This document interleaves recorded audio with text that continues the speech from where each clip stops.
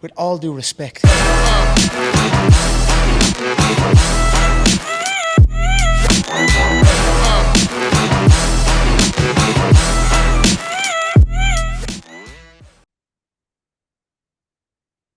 All right, we got about 30 minutes of this call just to catch people up. This is gut health part 3.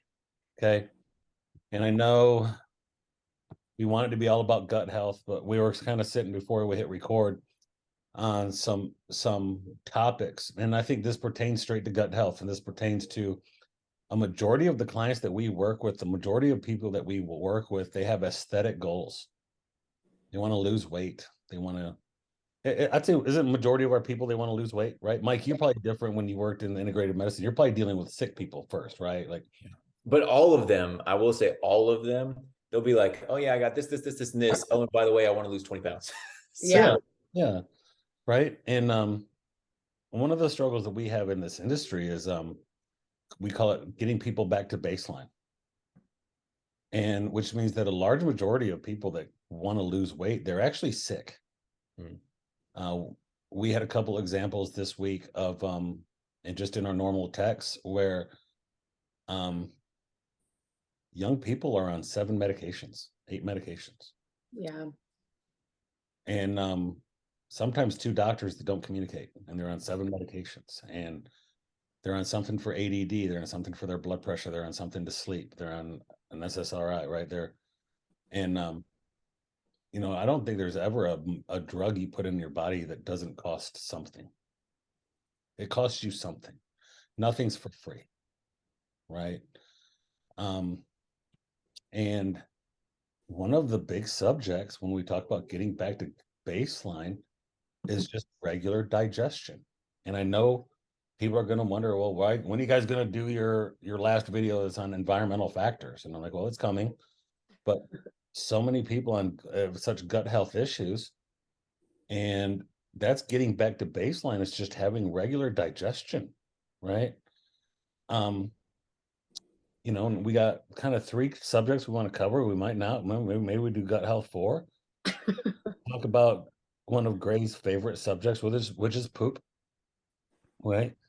I feel like that's a lot of women, mostly women, and Mike, you can explain that either we work with a lot of women or more women tend to have more digestion problems.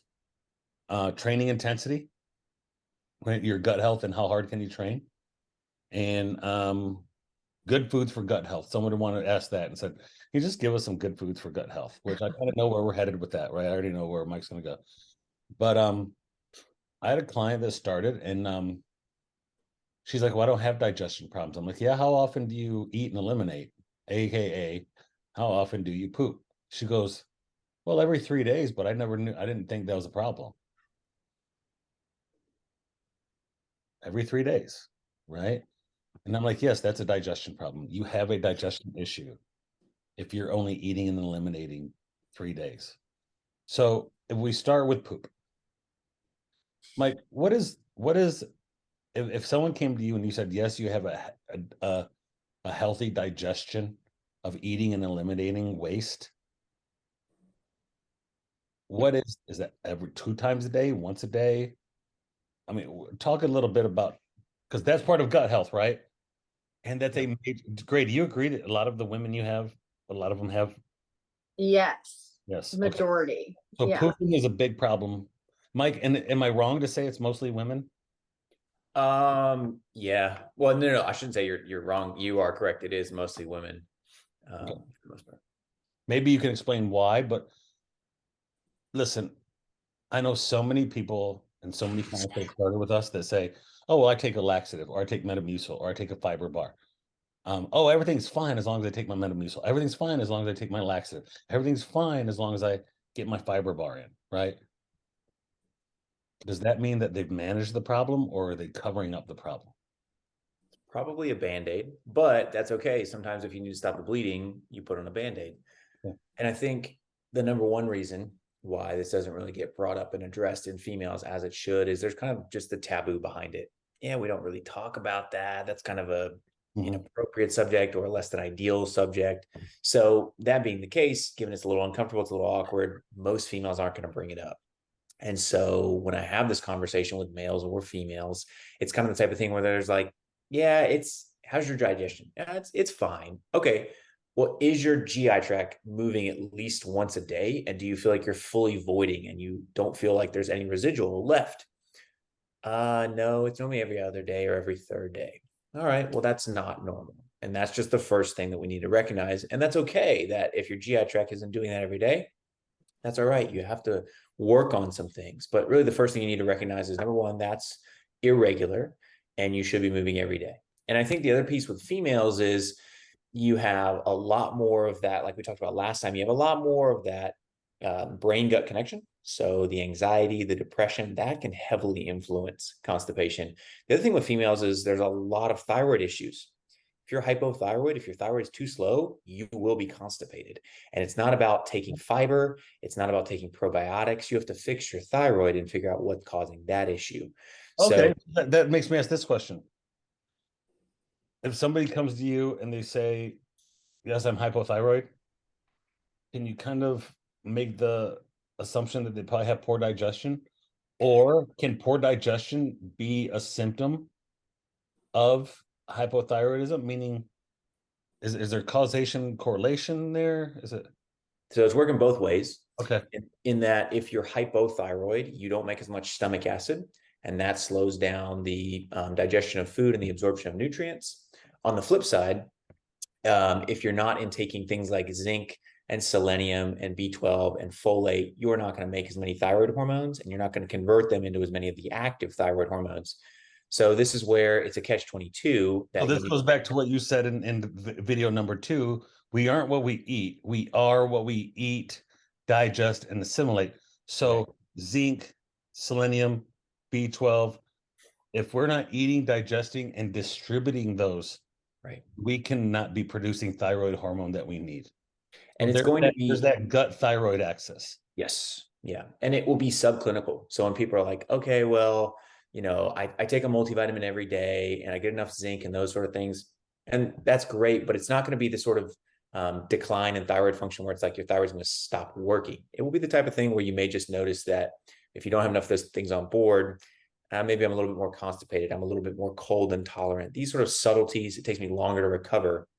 All that's regulated by thyroid function. So that's where I think in females, you probably have those two things going on. And the third piece of this is females usually classically will undereat in general when they're trying to lose weight. And that is going to have some changes within kind of your baseline homeostasis within the body, where the body will naturally slow things down, the thyroid being one of them. So you can self-induce hypothyroidism by dieting too low for too long, and thus you further perpetuate the issue. And so that's where you need to be thinking about, as coaches, we need to be thinking about how long is this person yo-yo dieted? Do they excessively diet for too hard, too long? Because if you take this same person who's now kind of lowered in their thyroid function, and then you try to diet them at a consistent rate, they'll likely hit a wall where they can't go lower with calories and they stop losing weight, and you can't figure out why. And that's where we need to kind of start with blood chemistry, figure out what's there currently, address the gut, make sure all that's working really well, so that then when you put in the right inputs, less food, more exercise, you get the right outputs. Well, and that's a hard conversation with us when someone comes to us and says, hey, I'm not losing weight. I want to hire you. Well, what are you currently doing now? And they're like, oh, I'm eating 1,400 calories a day.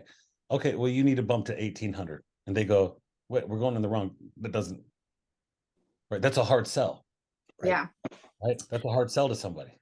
Because what they read online is calories in, calories out. Mm-hmm. You need to eat less. Calories in, calories out. What they don't understand is there's two ways to affect calories in, calories out.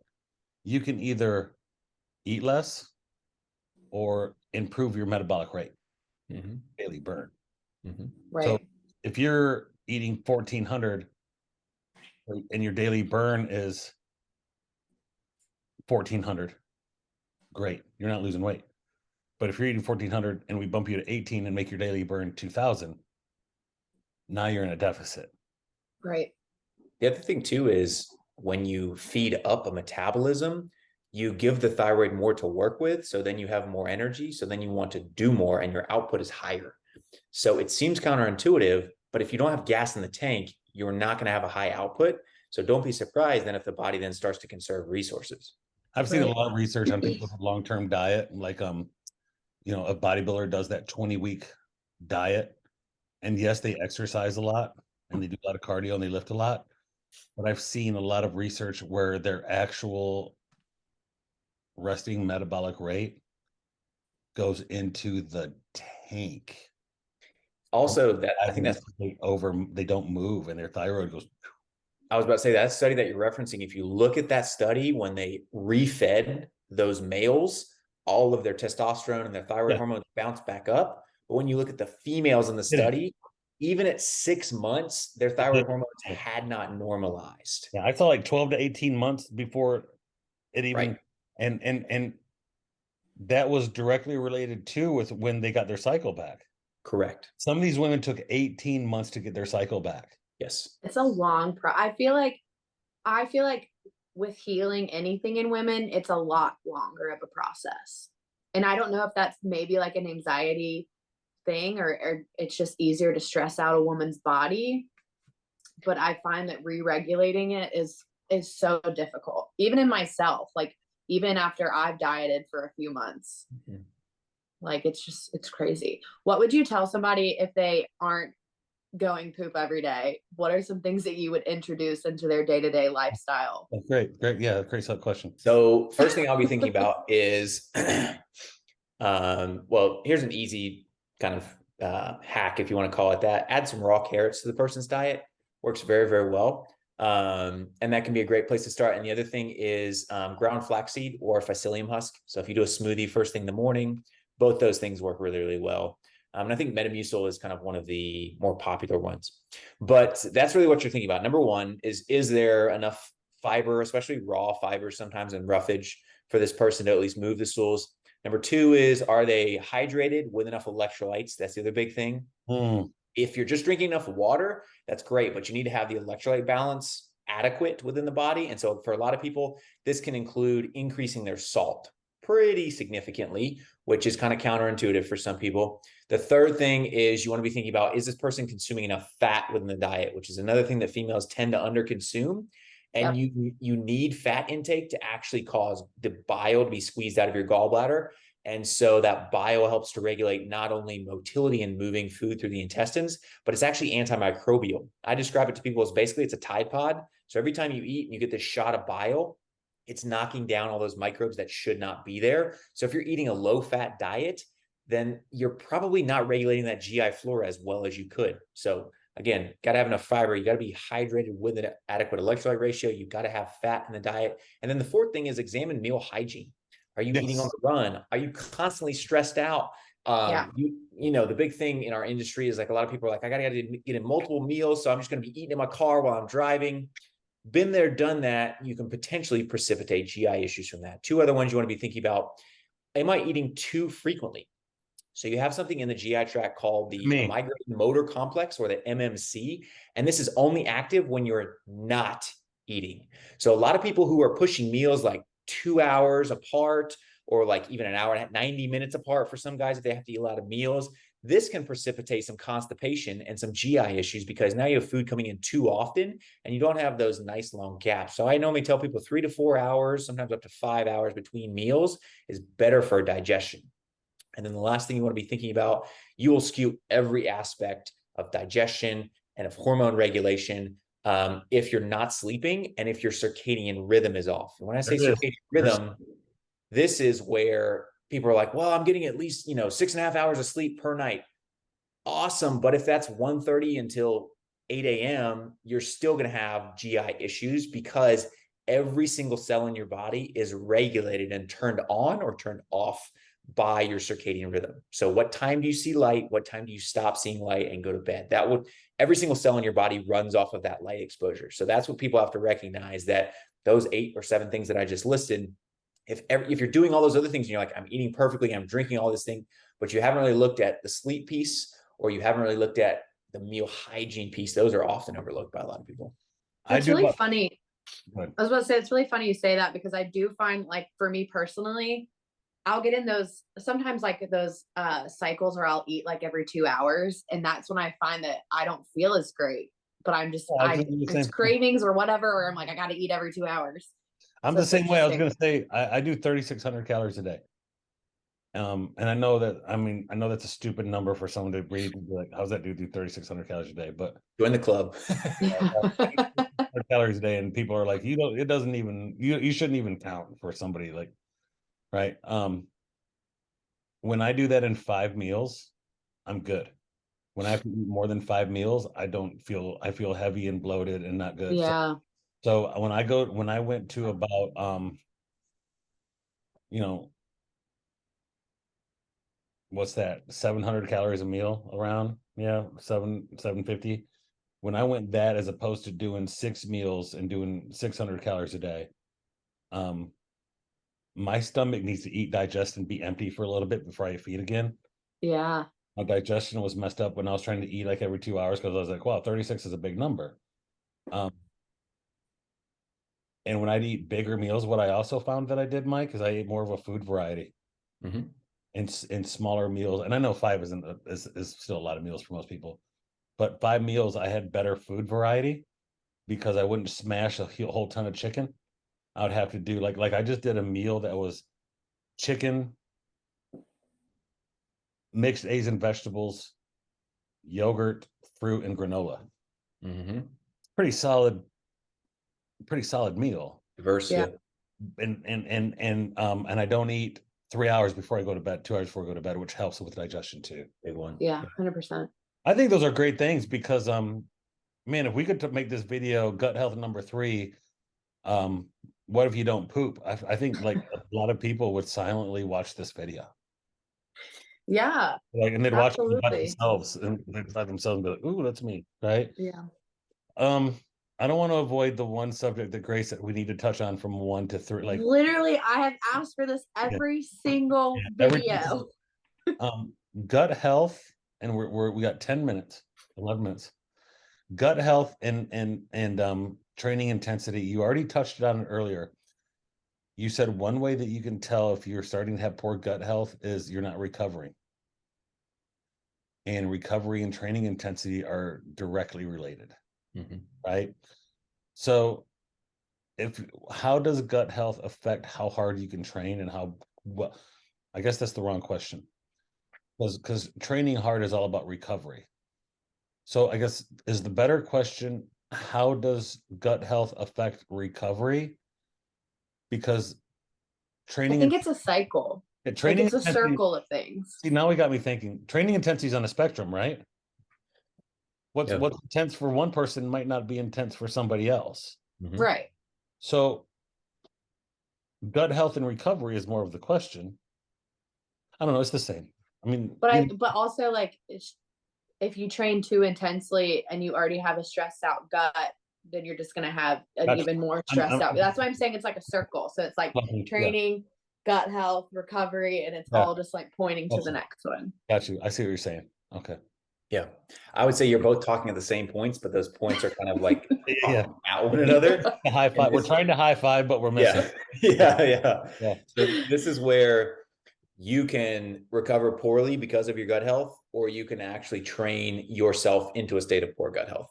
And so this is where we need to recognize that this is one of the reasons why I don't like people to drink protein shakes as soon as they're walking out of the gym. So when you get done working out, you self-induce every single time you do something hard, you self-induce leaky gut or that hyperpermeability. It happens every single time you work out, as it should. So that tends to linger for about 20 to 30 minutes after you get done with your workout, as all those stress hormones are circulating. Like I talked about last time, cortisol is kind of punching some holes in the gut if it stays elevated for too long. And so think about this logically. You've just worked out, you've created this environment of kind of mildly inflamed, you broke down tissue, so your body's trying to recover as fast as possible. So those little holes that are in the GI tract, the body wants to make those as big as possible to shove stuff in as quick as it can and get it into circulation. So this is why you want to be thinking about, why shouldn't I drink a protein shake immediately after I work out? Well, you're bypassing the first step of digestion, which is literally chewing. And even before that, you're bypassing the smell response, which then triggers the brain to start salivating. So those are two things you want to be thinking about. And so when you do that, and then you drink a protein source, there's not a whole lot that exists in nature as a protein that you don't have to chew. The only thing we can really think about is dairy products. And you're not going to be accessing dairy products in the wild, relatively speaking, in terms of that foraging thought. So that's where you're bypassing that, you're drinking it, and now you have a slightly permeable, got all those holes going on in the GI tract. So what happens then is proteins are what your immune system tags and reacts to. Doesn't really happen with sugars. So if you have like a Gatorade after a workout, the body's not really going to tag those sugars, but it will tag proteins. And a lot of times people are more reactive to whey protein. And so this is kind of a double whammy to now you're drinking something, bypassing the digestion, you're a little bit more leaky in the gut. Now it becomes a food antigen or food allergy that you're reacting to. And now all of a sudden, what you just consumed after your workout increases the inflammation that you could be dealing with from a GI perspective. So that's where you want to be thinking about delay when I finish working out for about 20 or 30 minutes, cool off, let all those stress hormones come back down, then start to intake something that you have to chew. So if you're going to do a protein shake, eat something with it. Nuts, a piece of fruit, make it into a smoothie and literally chew the smoothie. Even if it's just icy and there's nothing there, chew it up a little bit. So that's really the one side of it, that you can self-induce gut problems. And I've seen this in a lot of females, because you want to be thinking about not only how hard am I training, but what are all the other things that I'm doing to my nervous system that is increasing how hard it thinks it should be working. Caffeine is the biggest one. So if you're going to hammer 2 scoops of your favorite pre-workout first thing in the morning and then immediately head into the gym, you just took a sledgehammer to your adrenal glands. And yeah, you're going to be really awake and alert, but they're going to dump as much cortisol as humanly possible because they think you're being chased by a saber-toothed tiger, when in actuality, the C4 is just hitting extra hard. So that's where you want to be thinking about, what are those things that I am self-inducing, AKA I'm not sleeping, now cortisol is going up. I'm staying up way too late, so now I'm not regulating my circadian rhythm, cortisol is going up. Now I'm hammering the caffeine even harder. So now I feel really good, like I can train that much harder. Now I train even harder than I normally would without caffeine. And you can see the wheels are turning, and now everything gets worse and worse. Yeah. And So the cortisol to gut relationship, right? Right. So this is where people need to understand that if you're dealing with GI issues, the answer is not to train harder. You will cause the issue to persist longer and likely to get even worse. You need to scale back. You need to alter the training intensity. You probably need to do more sauna, low intensity cardio. That tends to regulate the gut and the microbiome a little bit more. Now, the flip side is you're like, well, I'm not recovering that well. So do I need to look at my gut health? Maybe. If your GI tract is moving every single day, you can eat a wide variety of foods with no symptoms following the meal. So gas, bloating, indigestion, heartburn, diarrhea, constipation. You don't have any of those things and your GI tract's moving daily. Okay, then it's potentially more of a hormone issue you want to investigate, or looking at training, that you're just overdoing it. You're training too hard. Certain body parts need less volume than others. And you'll see people in the gym and you'll be like, you're training legs for 3.5 hours. It's no wonder you feel like you can't recover. That's just not what your body is going to be able to recover from without some sort of hormonal support. It just is what it is. It's not what humans were designed to do. So both ends of that spectrum need to be investigated. Wow. You really can't, I think you hit home again for a lot of people, right? Because the age of social media is, I mean, everybody watches their favorite social media guy, loves to get up at 5 o'clock and hammer that coffee and go for that run. Yeah. I've never thought that was cool. Call me lazy, but you know what I'm saying? Like, there's nothing that's ever made me want to get up and hammer coffee and go for that run at 4 o'clock and then go Facebook Live from it of how cool I am and everybody else is late, right? I've just never, hey, I read David Coggins' book. That's cool, but that's just not me, bro, right? Jocko's cool. It just ain't me, right? But I think you hit home for a lot of people who probably don't realize why they have gut issues, but then they look at their nervous system, they look at their lack of sleep, they look at their intense training, and they go, well, no wonder, right? Do you make it's interesting about the no protein shake right away. Yeah. Especially because the anabolic window doesn't count, right? It doesn't exist anymore, right? Like we don't need to talk about that anymore. It doesn't. Yeah, that's gone. Like I hope 2020 we don't have to talk about it anymore, right? But I do 30 gummy bears post workout. Mm-hmm.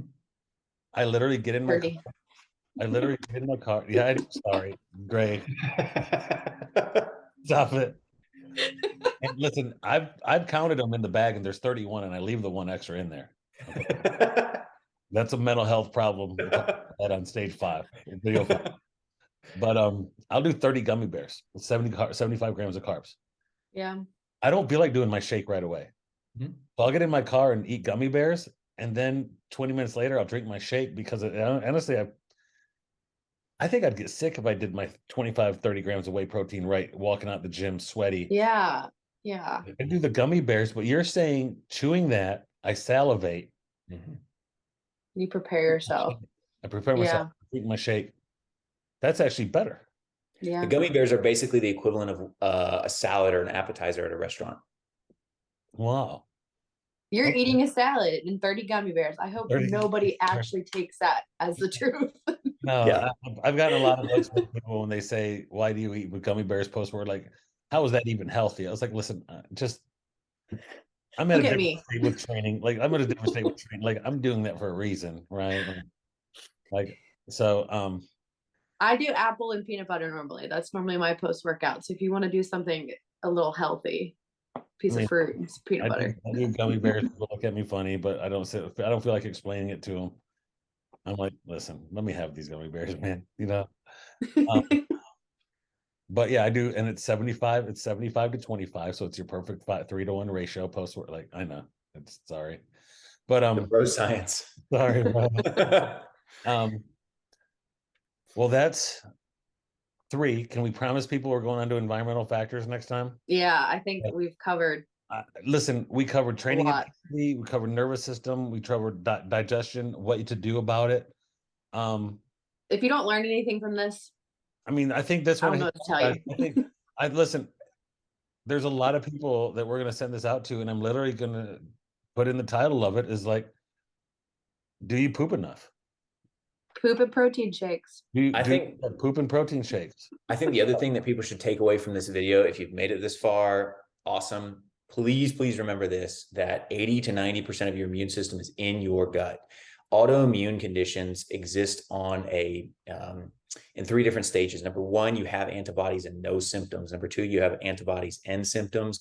Number 3, you have antibodies, symptoms, and your tissue starts being broken down.